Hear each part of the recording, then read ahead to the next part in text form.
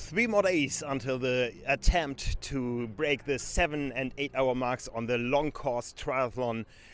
And we have a guy who was one of the greatest in the world. He won the Ironman World Championship 2 times, and he's one of the fathers of this event. Hey, Chris McCormick. Oh, it's good to be back in Germany, and great to be here in the Decrolalsis ring to watch what will be pretty special. Yeah, I said you are one of the fathers. What's the idea to go to Germany with this thing? Well, the actual idea came about. I was in an event with Jan Frodeno and Alistair Brownlee, Javier Gomez, Mo Farah, a lot of amazing athletes. We're doing the 70.3 in Bahrain, and we had a conversation with Daniela Reef about whether she could break 8 hours for the Ironman and what we'd need to do in order to help her do that, and whether it was a project we could put together. And the guy said, "What about 7 hours breaking?" I said, "Come on, it's impossible." It's not. And we saw. I was sitting at the table with my business partner, and I watched Mo Farah and Alistair and Jan talking about it, and I was sitting there going, "Wow, Mo Farah's engaged in triathlon, talking about the possibilities." And I said, "Well, look, guys, what if we try and put it together? What if I find some funding and we try and put an attempt like this together? Would you do it?" And they all said, "Yeah, let's do it." And I think they just thought it was going to be one of those conversations you have, but nothing ever eventuates. But when you're retired and you're used to being an athlete, you like to do things, and so I went about putting the concept together, and here we are, 3 days out. So yeah. But why Germany? Because Germany has the best roads in the world. So when we're looking for, it was true. When we decided to agree on the concept, and I said, "Look, I'm going to do this." We spoke to the athletes, and I wanted it to be very different than the Kipchoge challenge, which was, Ironman distance or the long course distance. It's not like the marathon in the sense that with Kipchoge breaking 2 hours, he just had to run the same time for every kilometre with a line on the track.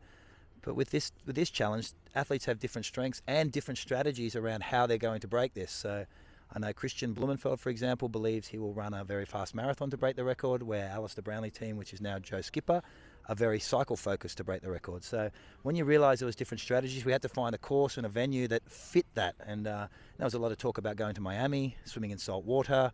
We looked at venues in Italy. And we kept coming back to Germany, where all the records are broken, where all the people are the fastest, because your roads are so fast. Germany is renowned for fast cars, fast roads, fast athletes. We found the Decrolalsis ring. We sent all the data from the road construction to the athletes and their teams, and they picked here. So we can just see how fast it is, because there's a train coming. Who's it? I think this might be. It's either Kate Matthews' team. My eyesight, I'm getting old now, or is it the boys' team? So we can see it and we can hear it. It's fast. It's a girls' team. It's the girls' team. Yeah, they're fast.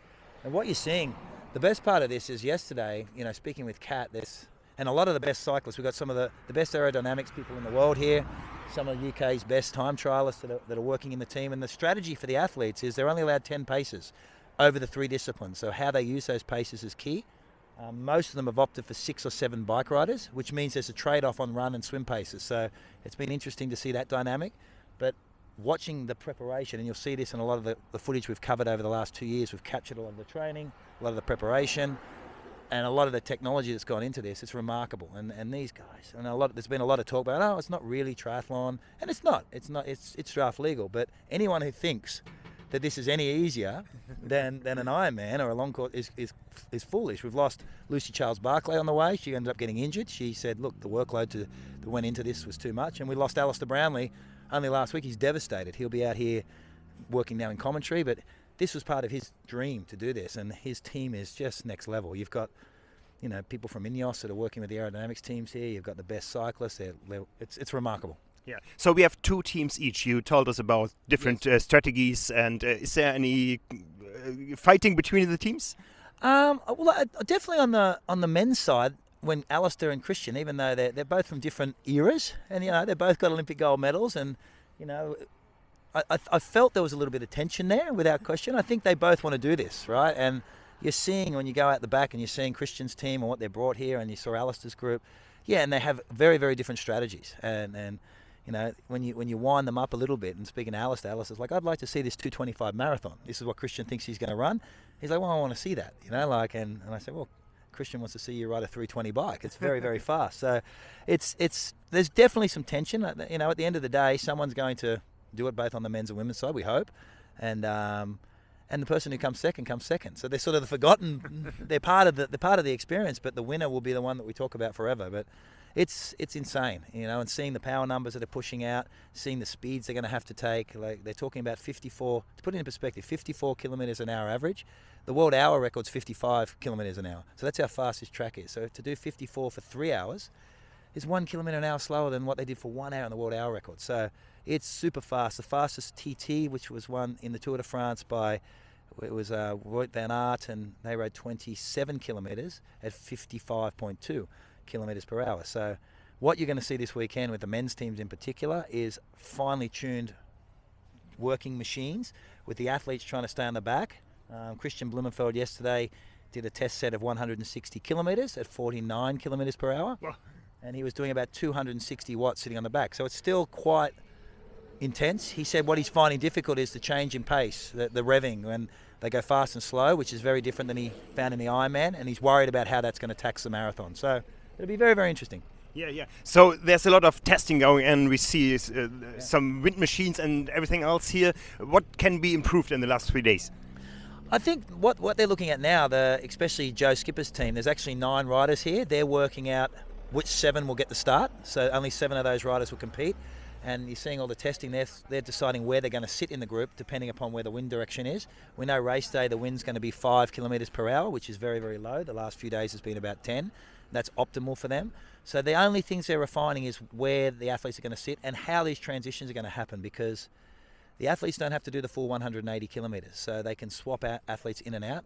There's a swap out area over near the media centre where they can rest athletes. They'll sit in the Zwift recovery zone, fuel up. So that's the talk we're hearing at breakfast, how they're going, whether they're going to do the first 50k, or some teams are looking at groups of 4 and swapping them out. So that's the interesting dynamic, and they're really getting a good feel. And it's good to see now, you know, all the teams have known who they are, but now they're on race site, and you see this little bit of tension between the two teams, how they're going to work it. So I'm really, really excited. You know, talking to Christian and his team this morning at breakfast, they feel amazing. You know, what a 12 months he's had, right? And he just continues to amaze, and they believe this is well, and they've said it since day dot. It's well and truly, and they're going to do this record. And you know, a lot of people say, oh, it's not a record, but for us it was about seeing just how fast you can go over the Ironman long course distance if you're able to use all the rules that are used in any other. So in cycle rules, you know, it's not about breaking records, and I get it. Ironman is, and long course has their records, but this is just how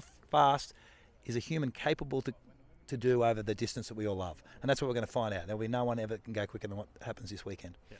So if you look back maybe 15 years, what has changed in the sport? Oh, without question, the technology. The information they have in real time now is remarkable. Like, you know, when I raced, we were only talking this morning about it. I remember when SRM cranks came out, when power came, you know, I remember Craig Alexander was the first person I ever knew, and Chris Liotta, to ever use power. And people are like, yeah, you could have used it, but I wouldn't know what to do with that information. Now that information is in real time. The equipment is so much more refined, but that information and what they're able to do and the training around that has changed. The athletes don't blow up like they used to. You used to see guys fall apart. It doesn't seem to happen as much. You know, they're getting information on when to eat now with their Super Sapien things on that gives them their blood measure. It's lost, not lost, but it's a lot more refined, a lot more structured. And athletes just sit there in their number groups and just, okay, I can sit at 330 watts, that's what I'll do. And if someone goes up the road, they go up the road, where we were a lot more spontaneous in our racing. And that caused some great races, but a lot more casualties in the racing when I was racing. So it's remarkable where they are. And these athletes are the gold standard.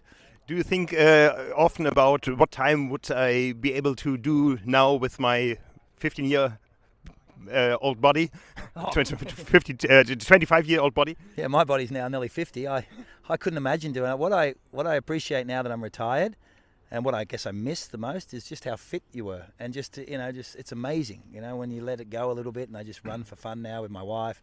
But seeing how fast and how refined and fit athletes are, you miss that. You know, I miss really caring about something that much. I don't think I'd break 12 hours now. I have no desire to suffer over a long course race anymore, but I've opted to do a half Ironman race this year in Barcelona with some friends, and that'll be the first race in 9 years I've done. So I'm keen on that. Good luck for that. Oh, so you left a legacy in the sport. What will be the legacy of this weekend? I think the legacy, I'm just a curious fan of triathlon. I know I was a good triathlete, but you know, I still go back to my core. As a kid, I was inspired by triathlon. Greg Walsh, McKinley Jones, made me want to do this sport, and it gave me my life. I met my wife in triathlon. All my friends are from triathlon, so I'm happy to still be involved after I'm retired. So my legacy is just to see these remarkable athletes shine, right, and give them a platform to do that on, and that's what we do with my company, Mana Group. We're doing that across sport, and I enjoy it. And so the legacy from this weekend is I hope people appreciate just how remarkable these triathletes are. In my opinion, the modern day triathlete is the best athlete on the planet, you know, and I could never have imagined in a million years a creature like Jan Frodeno would exist. Someone that is an Olympic standard swimmer, is a Tour de France standard bike rider, and could run a marathon with the best runners in the world. Like, it's just mind-blowing what they're doing. So for me, it's just a fan. I like to sit back and just, like all of us, enjoy what remarkable things these athletes are doing. So the only thing that's missing here is an age group race. What do you think of the idea to have a third start wave at 5 o'clock and two more athletes, maybe Chris McCormack and Norman Stadler, breaking the 10-hour mark? I would love that. I think there's we're hoping that people watch this. We were talking about this the other day. I know a lot of the professionals now that have been involved in it have said this is a great concept for, being able to do a Pro-Am style event. Even like the PTO series could do something like where there's more of a team element around what you're doing. So you could build some structure around how to attack a race of this distance. So there's a lot more strategy involved. Where Ironman now is very much, about numbers, and there's not really much competition. There's a lot of competition, but they're just racing themselves. Where this team strategy comes into play. I think age groupers would love this. Imagine the opportunity for 200 teams to come in with 8 riders or 10 riders and do something like this and set a time. I think on a course like this you could do it, and maybe venues around the world like Daytona could do it, and I think there's potentially a direction in this way that you could possibly do that. I'd love to race. If that was the case, we could get an event off the ground, and maybe it's up to us to do that. Hey Norman, let's have a crack. Back to the old days and put a German team together. I'll try and get an Australian team. We'll lose some weight. Norman's very, very fit still. I keep in contact with him quite a bit, but I'd love that. I'd really enjoy it. Something different. So we are looking forward to the rematch maybe in 1 year time from now. Thank you very much, Chris McCormack. Cheers. Always a pleasure. Thank you.